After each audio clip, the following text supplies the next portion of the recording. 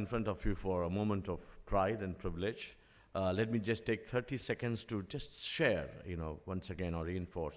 The vision of the Shared Services Forum is to create and disseminate knowledge for excellence in business process management and IT-enabled services. That's the vision. And the mission are therefore to spread IT-enabled services and business process management awareness and facilitate adoption. Second, to establish winning practices. We talked about it.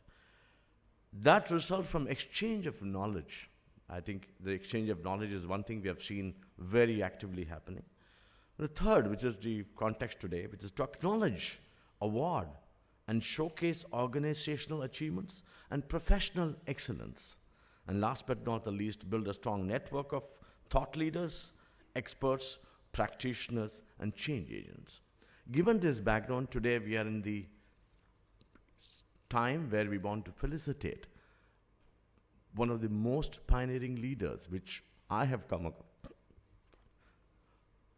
Before we kind of get on to that, I just want to share with you that Shared Services Forum has a jury panel which goes through the process very, very, very carefully.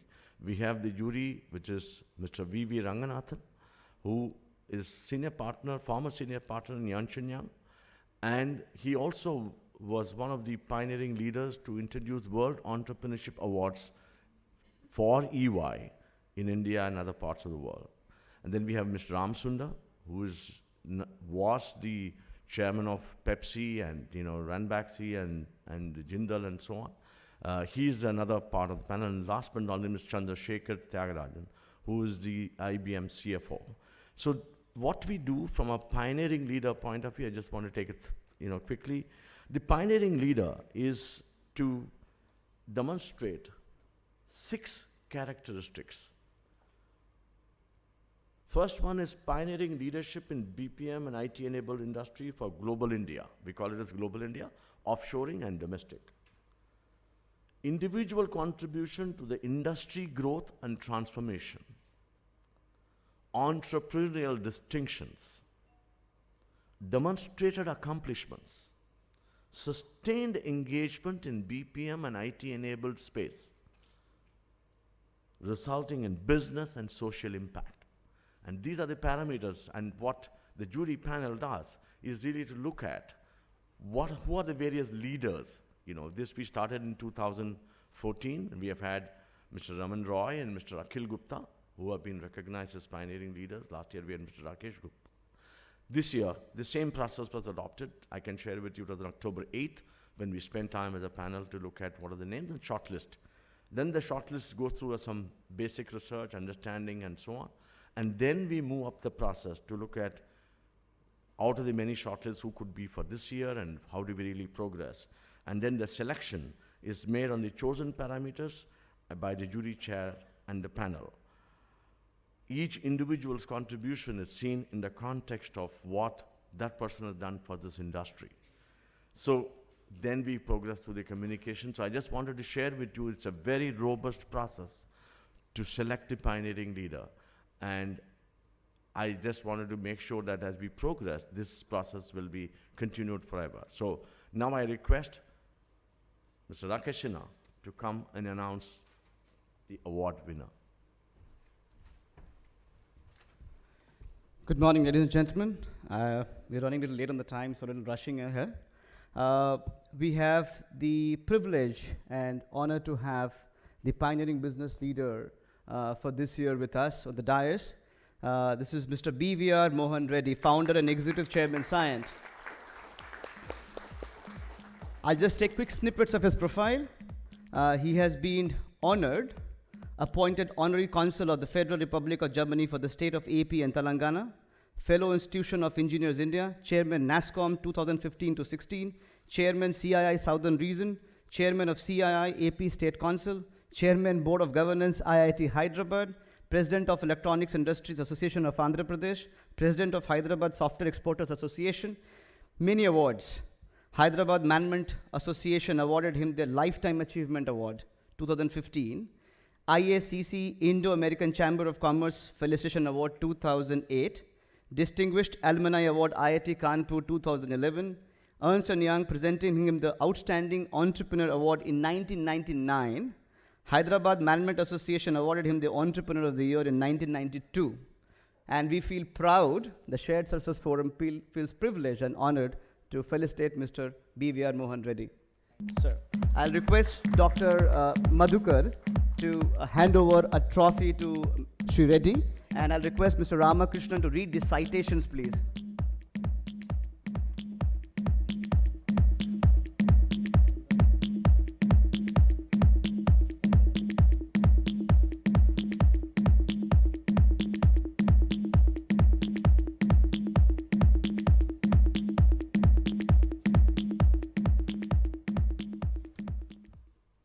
Mr. BVR Mohan Reddy for creativity, entrepreneurship, innovation, and leading global IT-enabled services mission in India, delivering value and impact to business, industry, and society. Let's put our hands together to Dr. Mohan Reddy.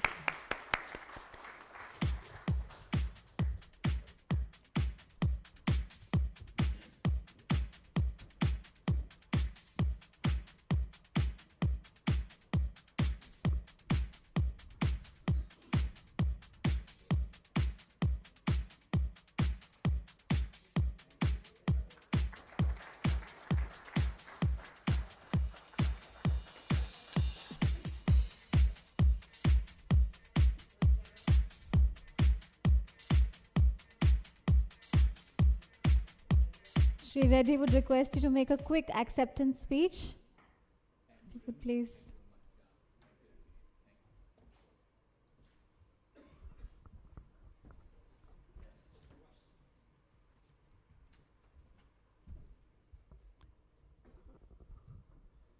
Thank you very much, Shared Services Forum, for recognizing me with the Pioneering Leader Award.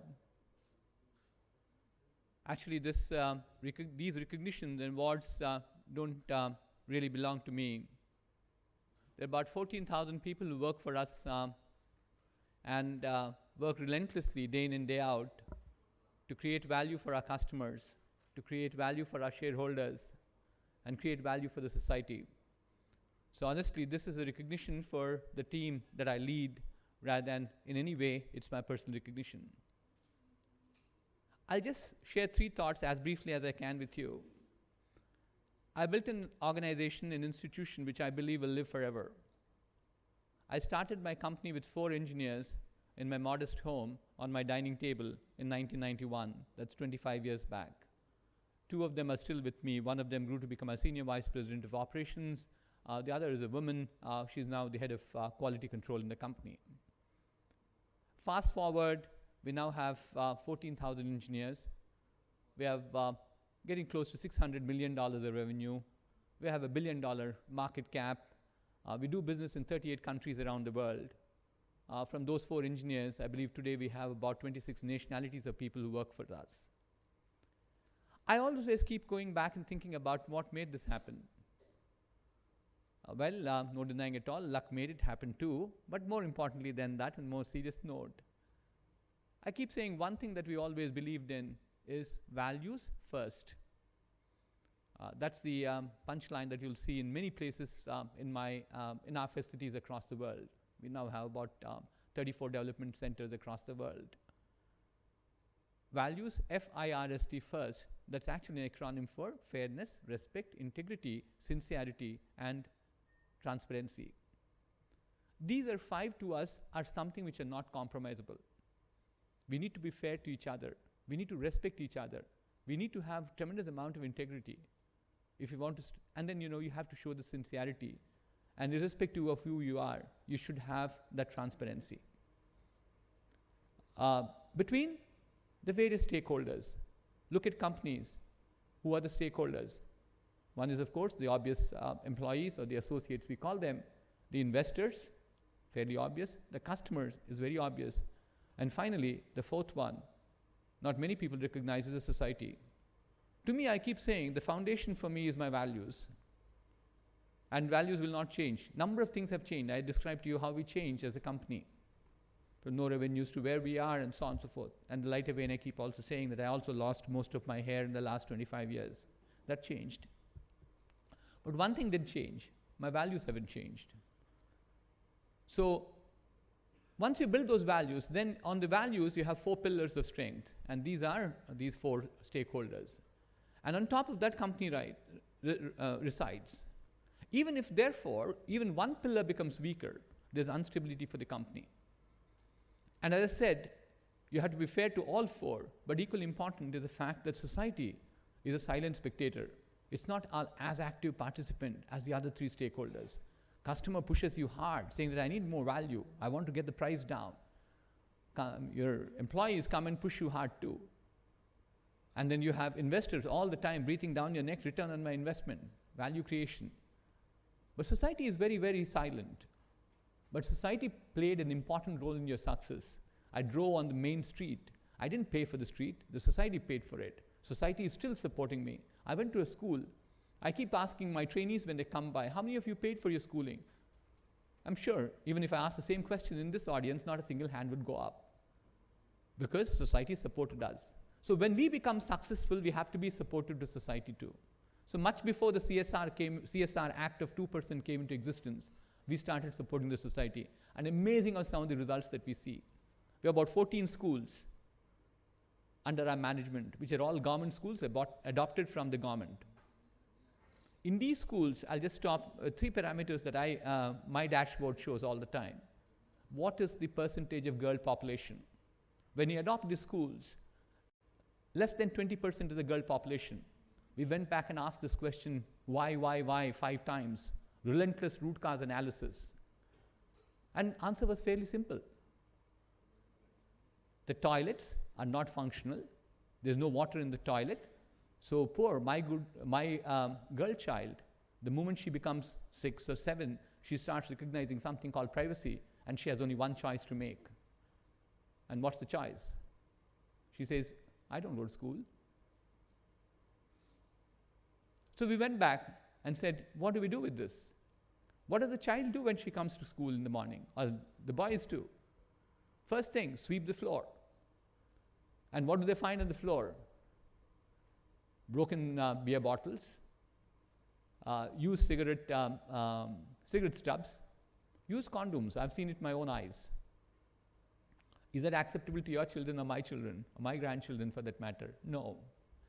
Then why should we allow this to happen in the society? We fought that. We now have, in all the schools that we have, a shade over 50% of children are girl children. We said dropout is very high. In our schools, all the 14 schools, except for the entry-level class, they did not have any admissions this year because dropout went to a number called 0. Pass percentage was 54, it's now up to 84. So therefore, I think what I will conclude by saying is, please think just not about yourself, think about the society too. Again, thank you very much for honoring me. I like to thank especially Mr. Ramakrishnan for being very persuasive with me. Not that I am an important guy, not that I am so busy a guy, but it required effort because I'm traveling tomorrow morning to US. So, but still, I made a commitment, I came in. I'm so glad I'm here. I'm glad here to be with all of you who are under segment of this industry, which is to us at NASSCOM, it's also an extremely important part of the industry. The BPM and the shared services contribute about $28 billion out of the $120 billion I talked about, still growing. And of course, there are challenges, and I'm sure all of you will convert them as opportunities. Thank you.